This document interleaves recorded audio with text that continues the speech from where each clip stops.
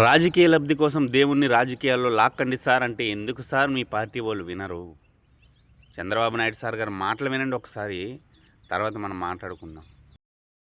ఇది క్రిస్టియన్ సాంప్రదాయంలో కరుణాకరి డాటర్ మెదక్లో పెళ్లి చేసుకోవడం, మెదక్ చర్చిలో తప్పులేదు.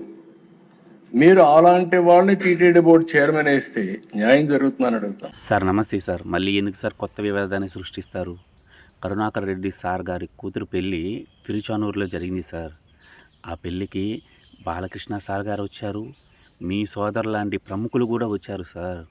వాళ్ళని ఒక్క మాట అడుగుంటే సరిపోయినది కదా సార్ ఎక్కడ పెళ్ళి జరిగిందో అని. మళ్ళీ రాజకీయ లబ్ధి కోసము ఎందుకు సార్ ఇలాంటివి? ఇలా చేయకూడదు సార్. దేవుడికున్న ప్రాముఖ్యత వేరు సార్.